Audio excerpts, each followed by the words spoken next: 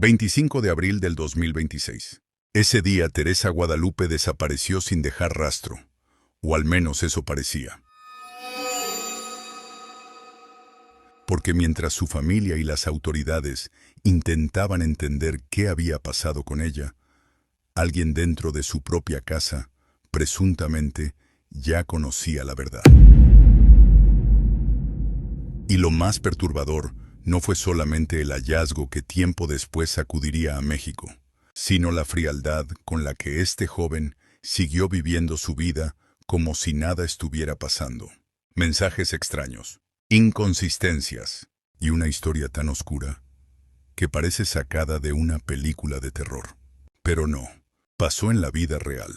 Teresa Guadalupe Molina Hernández era simplemente una mujer intentando sacar adelante su vida junto a su familia en la Ciudad de México. Tenía 55 años y, según los reportes, vivía junto a su hijo Fernando Yael en la alcaldía Venustiano Carranza. Una vida aparentemente normal, de esas que pasan desapercibidas todos los días entre el ruido de la ciudad, el trabajo, las preocupaciones y la rutina. Pero todo cambiaría el 25 de abril del 2026. Ese día Teresa Guadalupe desapareció. Según la versión inicial, había salido rumbo al centro histórico de la Ciudad de México, y después de eso, ya nadie volvió a saber de ella. Las horas comenzaron a pasar, y poco a poco la preocupación empezó a crecer entre sus familiares y personas cercanas. Porque cuando alguien desaparece así, sin avisar, sin contestar mensajes y sin dejar señales, hay un momento en el que la angustia empieza a convertirse en miedo. Días después, su caso comenzó a difundirse oficialmente mediante fichas de búsqueda emitidas por la Fiscalía Capitalina. Su fotografía empezó a circular en redes sociales, mientras cientos de personas compartían la publicación esperando que alguien la hubiera visto. Y algo que llamó la atención desde el inicio fue que quien reportó la desaparición fue su propio hijo, Fernando Yael, un joven de 22 años que estudiaba en la escuela bancaria y comercial. Según contó en su declaración inicial, Teresa había salido de casa y nunca regresó. Y al principio, para muchos, parecía simplemente otro caso más de desaparición en México. Otro rostro pegado en redes sociales. Otra familia desesperada buscando respuestas entre llamadas, mensajes y esperanzas de encontrarla con vida. Pero conforme pasaron los días, la historia empezó a sentirse rara. Había silencios, tiempos que no cuadraban, detalles extraños. Y poco a poco, el caso de Teresa Guadalupe comenzó a convertirse en una de las investigaciones más inquietantes de las últimas semanas. Solo quería que su mamá regresara. Tras la desaparición de Teresa Guadalupe, quien más llamó la atención públicamente fue su hijo, Fernando Yael. En redes sociales, entrevistas y publicaciones relacionadas con el caso, el joven se mostraba completamente afectado por la ausencia de su madre. Su rostro reflejaba cansancio, tristeza y desesperación mientras compartía mensajes pidiendo ayuda para encontrarla. Y sinceramente, para cualquiera que veía el caso desde afuera, parecía simplemente un hijo destrozado por no saber dónde estaba su mamá. Fernando aseguraba que Teresa no solamente era su madre, también era el principal apoyo de su vida. Según contaba, ella era quien pagaba sus estudios, sus gastos y prácticamente todo lo relacionado con su día a día. Incluso llegó a expresar que no imaginaba cómo seguir adelante sin ella, que la extrañaba demasiado, que necesitaba volver a verla, que quería seguir compartiendo momentos a su lado. Y hubo algo que le pegó fuerte a mucha gente, porque en algunos mensajes y declaraciones, Fernando hablaba de Teresa con muchísimo cariño, diciendo que la amaba, que la respetaba y que esperaba que regresara pronto a casa. Decía que el destino había sido injusto con ellos, que todavía tenían muchas cosas por vivir juntos, y que lo único que quería era volver a abrazarla. Todo eso hizo que muchísimas personas empatizaran con él. En redes sociales comenzaron a aparecer mensajes apoyándolo, dándole fuerzas y deseando que Teresa apareciera sana y salva. Había gente que incluso decía sentir dolor al verlo tan afectado públicamente. Y mientras la ficha de búsqueda seguía circulando por todo Internet, la imagen que muchos tenían era la de un joven angustiado intentando encontrar a su mamá en medio de la desesperación. Pero conforme fueron pasando los días, la historia comenzaría a cambiar de una manera que absolutamente nadie esperaba. La máscara se empieza a caer, y fue justo ahí cuando la historia comenzó a cambiar por completo. Porque al principio mucha gente veía a Fernando como un hijo desesperado buscando respuestas. Un joven triste, cansado, aparentemente destruido por la desaparición de su mamá. Pero mientras públicamente seguían las cadenas de apoyo y las publicaciones compartiendo la ficha de búsqueda de Teresa Guadalupe, las autoridades ya estaban investigando otra cosa. El entorno cercano, la casa, el automóvil, las últimas horas antes de la desaparición. Y en este momento, la situación empezó a ponerse perturbadora, porque los investigadores no solamente se quedaron con la versión de salió de casa y ya no volvió. No. La fiscalía comenzó a revisar cámaras de seguridad, registros telefónicos, movimientos bancarios y peritajes dentro de la vivienda donde madre e hijo vivían juntos.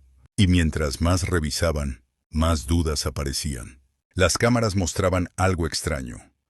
Teresa Guadalupe sí había entrado al domicilio el 25 de abril, pero no existía un registro claro de que hubiera salido después.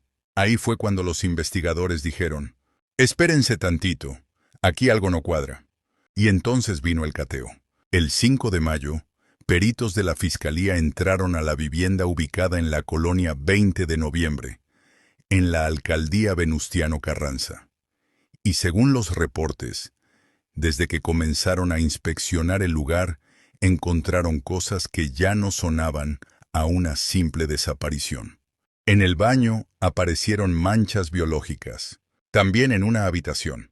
Y lo más sospechoso fue que, según las investigaciones, aparentemente alguien había intentado limpiar esas zonas. O sea, imagínate el nivel de descaro. Porque una cosa es limpiar tu cuarto, porque va a venir visita. Y otra muy distinta es que peritos especializados encuentren rastros que ni los productos químicos pudieron borrar. Y aquí entra algo importante.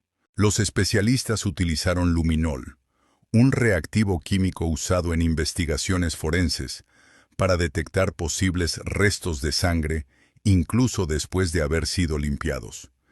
Y fue precisamente eso lo que permitió localizar indicios, tanto en la casa como dentro del automóvil, relacionado con Teresa Guadalupe. Sí, porque el carro también terminó metido en todo esto. Un Seat Ibiza negro que seguía siendo utilizado normalmente mientras la investigación avanzaba. Y cuando los peritos revisaron los tapetes y diferentes zonas del vehículo, encontraron rastros hemáticos. Y a partir de este instante la historia se empezó a derrumbar sola. Porque ya no eran solamente rumores de Internet. Ya no eran teorías de Facebook hechas por señoras detectives con foto de Piolín. Ahora ya había pruebas forenses, peritajes, registros, tiempos que no coincidían. Y mientras todo eso ocurría, también comenzaron a analizar conversaciones, movimientos y comportamientos posteriores a la desaparición. Las autoridades detectaron contradicciones en declaraciones, uso de tarjetas bancarias y actividades que empezaron a generar todavía más sospechas alrededor del joven. A partir de ahora, la gente ya no vería a este muchacho como una víctima de la vida, sino como el presunto responsable de haberle hecho algo horrible a su propia madre. Porque mientras la investigación se volvía cada vez más pesada, la imagen del hijo preocupado comenzó a fracturarse poco a poco, como una máscara que ya no podía sostenerse sola. De acuerdo con los reportes y filtraciones difundidas por periodistas como Carlos Jiménez, la noche del 25 de abril, Fernando Yael estuvo hablando por WhatsApp con un amigo mientras aparentemente intentaban ponerse de acuerdo para salir de fiesta. Y al principio la conversación parecía completamente normal, la típica plática entre jóvenes a medianoche. Pero conforme avanzaban los mensajes, las cosas empezaban a ponerse raras. En uno de esos chats, Fernando mencionó que había tenido problemas con su mamá porque ella no quería darle dinero ni permitirle salir esa noche. Según los mensajes filtrados, él escribió: «Me gritó mi mamá y se enojó». Después apareció otra frase que llamó muchísimo la atención de los investigadores: «Ahorita le saco el dinero». Y aquí es donde las autoridades empezaron a conectar tiempos, movimientos y comportamientos. Porque los peritos no analizaron esos mensajes como simples conversaciones cualquiera. Lo que hicieron fue revisar horarios exactos, tiempos de respuesta, geolocalización del teléfono, actividad digital y registros de comunicación para reconstruir minuto por minuto lo que ocurrió esa madrugada. De hecho, uno de los puntos que más llamó la atención fue que Fernando dejó de responder mensajes aproximadamente entre la 1:20 y la 1:40 de la mañana. Ese silencio de 20 minutos terminó convirtiéndose en uno de los lapsos más importantes de toda la investigación, porque según los reportes, durante ese tiempo, el amigo incluso llegó a preguntarle si todo estaba bien después de escuchar ruidos del otro lado. Y cuando Fernando volvió a contestar, respondió de forma aparentemente tranquila, diciendo que su mamá se había molestado y ya no lo había dejado salir. Pero claro, para ese punto, los investigadores ya no estaban viendo esos mensajes como una simple pelea familiar. Ahora los estaban viendo como posibles indicios previos a algo mucho más grave. Y aquí viene una parte importante. Mucha gente en Internet empezó a preguntarse, ¿cómo consiguieron esos mensajes? Y aunque las autoridades no revelaron públicamente todos los métodos técnicos utilizados, sí se sabe que la Fiscalía realizó análisis de telefonía, extracción de datos digitales y revisión de dispositivos relacionados con el caso. Eso significa que especialistas forenses pudieron revisar información almacenada en celulares, horarios de conexión, registros de llamadas, movimientos digitales y conversaciones vinculadas a la investigación. Porque aunque la gente piense que borrar mensajes ya resuelve todo, la realidad es que los peritos digitales hoy pueden reconstruir muchísimas cosas, y más cuando ya existe una investigación formal de por medio. De hecho, las autoridades también analizaron el comportamiento posterior del joven después de esa madrugada. Movimientos bancarios, uso del automóvil, actividad cotidiana e inconsistencias en declaraciones. Todo eso empezó a formar una línea de tiempo bastante delicada para la investigación. Lo que hizo tan perturbadora esta parte no fueron solamente las frases, fue el tono, porque mientras una mujer desaparecía, del otro lado aparecían conversaciones hablando de dinero, fiestas, alcohol y problemas para salir, como si todo fuera parte de una noche cualquiera. Y eso fue justamente lo que empezó a generar muchísimo ruido entre los investigadores, porque a veces no es solamente lo que alguien dice, sino la manera en la que lo dice. Y entonces la investigación dio ese giro que ya nadie quería escuchar, porque una cosa es sospechar, y otra muy distinta es cuando la realidad termina siendo peor de lo que todos imaginaban. Las autoridades llegaron a una vivienda ubicada en la colonia La Perla, en Nezahualcóyotl, una casa que, según las investigaciones, pertenecía a Teresa Guadalupe. Y aquí viene algo que da muchísimo coraje. Esa dirección ya estaba relacionada con el caso desde prácticamente el inicio. O sea, la respuesta aparentemente siempre estuvo ahí, dentro de esa casa, cerca, callada, esperando. Los agentes comenzaron a revisar habitación por habitación, mientras afuera la noticia empezaba a correr entre vecinos y medios locales. Y conforme avanzaba la inspección, el ambiente se volvía cada vez más pesado, porque ya no era solamente una búsqueda de rutina. Había algo raro en ese lugar, algo que no cuadraba. Y fue dentro de uno de los cuartos, específicamente en un closet, donde encontraron la maleta negra, una maleta con ruedas, de esas normales, de las que cualquiera usaría para salir de viaje o irse unos días. Y quizá eso es lo más perturbador de todo, que un objeto tan cotidiano terminara relacionado con algo tan oscuro.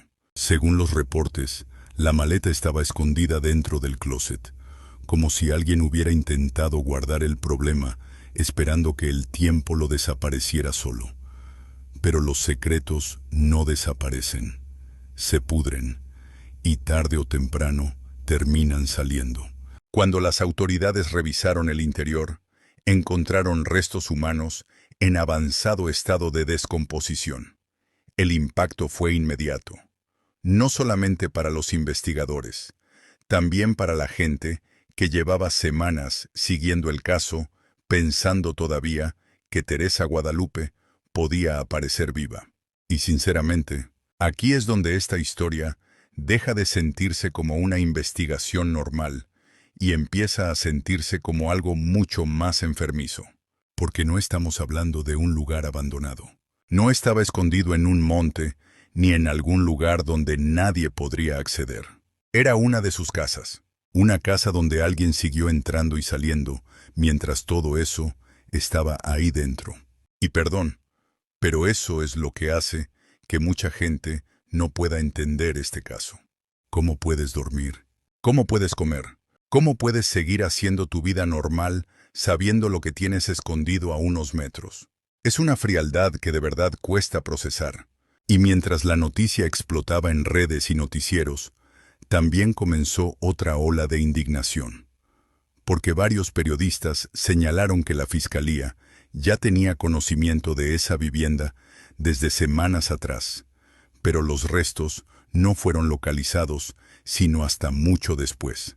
Y por supuesto, eso hizo que mucha gente se preguntara cuántas cosas pudieron haberse evitado si la revisión hubiera sido más rápida y más profunda desde el principio.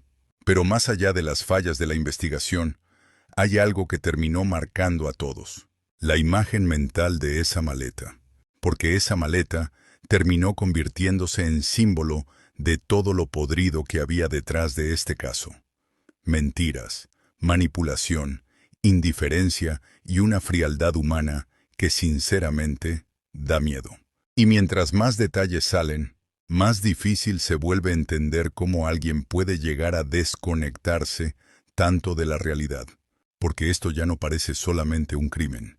Parece el retrato de una mente completamente quebrada. Quiero decir algo personal. Hay una generación entera creciendo emocionalmente desconectada. Gente que convierte todo en meme, todo en burla, todo en XD, sin empatía, sin responsabilidad, sin límites. Y no, esto no es justificar nada. Cada quien decide quién quiere ser. Pero sí es preocupante ver jóvenes que parecen incapaces de sentir culpa real. Como si la vida fuera un videojuego donde puedes apagar la consola y ya. No, compadre. Las decisiones tienen consecuencias. Y cuando pierdes la capacidad de sentir empatía, te conviertes en un peligro para cualquiera que tengas cerca. Hablar de salud mental no es justificar lo que pasó, porque hoy en día muchísimas personas viven con ansiedad, depresión, ataques emocionales, problemas familiares, traumas o una soledad brutal. Y aún así, jamás le harían daño a nadie. Pero también sería muy irresponsable ignorar que cada vez vemos más personas emocionalmente desconectadas, frías, llenas de ira, frustración o vacías por dentro. Y eso sí debería preocuparnos como sociedad, porque vivimos en una época donde mucha gente se está quebrando en silencio. Personas que aparentan estar bien en redes sociales, en la escuela o frente a sus amigos, pero por dentro están completamente destruidas. Y el problema es que muchas veces nadie escucha, nadie presta atención y nadie toma en serio las señales hasta que ya pasó algo terrible. Ahora, ojo, una cosa es sufrir emocionalmente y otra muy distinta es cruzar límites que destruyen vidas. Cada persona es responsable de sus decisiones, pero casos como este sí dejan una reflexión bastante dura sobre el nivel de desconexión emocional que estamos viendo actualmente. Hay jóvenes creciendo sin control emocional, sin empatía, sin responsabilidad, sin saber manejar la frustración. Y encima vivimos consumiendo contenido todo el día que normaliza la violencia, la humillación, el me vale todo y la falta de sensibilidad hacia los demás. Por eso este caso le pegó tan fuerte a tanta gente, porque no parece la historia de un monstruo lejano sacado de una película. Parece la historia de alguien común, y sinceramente, eso da todavía más miedo, porque te hace pensar cuántas personas aparentan estar bien mientras cargan problemas psicológicos graves que jamás atienden, jamás hablan y terminan explotando de la peor manera. Y quizá una de las cosas más importantes que deja este caso es entender que la salud mental sí importa. Pedir ayuda no te hace débil. Hablar las cosas no te hace menos hombre ni menos persona. Y aprender a controlar tus emociones puede literalmente evitar tragedias. Porque el silencio emocional, la frustración acumulada y la falta de empatía pueden convertir cualquier problema en algo muchísimo más oscuro. Sinceramente, mientras más salen detalles de este caso, más difícil es entender cómo alguien puede llegar a ese nivel de frialdad. Porque aquí ya no estamos hablando solamente de una desaparición. Estamos hablando de mentiras, de manipulación y de alguien que presuntamente fue capaz de seguir haciendo su vida normal, mientras afuera una familia entera vivía angustiada buscando respuestas. Y eso es lo que tiene a tanta gente llena de rabia. Porque uno intenta entender, intenta buscar lógica, pero hay cosas que simplemente no entran en la cabeza. ¿Cómo puedes sentarte a comer tranquilo? ¿Cómo puedes salir, hablar con amigos, revisar el celular o dormir por las noches sabiendo el secreto que escondes dentro de tu propia casa? De verdad hay algo demasiado oscuro en todo esto. Y quizá lo que más le pegó a la gente no fue solamente el hallazgo, sino la imagen que deja este caso. Porque mientras Teresa Guadalupe era buscada por todos lados, presuntamente había alguien que ya conocía la verdad desde el principio. Y aún así guardó silencio. Eso es lo que da coraje. Porque una mamá podrá regañarte, podrá ponerte límites, podrá enojarse contigo, pero al final sigue siendo la persona que estuvo ahí desde el día 1. Y ver que una historia termine así, de verdad deja una sensación horrible. Además, este caso también dejó otra pregunta muy incómoda para muchísima gente. ¿Cuántas personas aparentan ser normales por fuera, mientras por dentro esconden algo completamente distinto? Porque eso fue justamente lo que hizo tan perturbadora esta historia. Que el presunto responsable no parecía el monstruo que muchos imaginan. No, seguía caminando entre todos como si nada.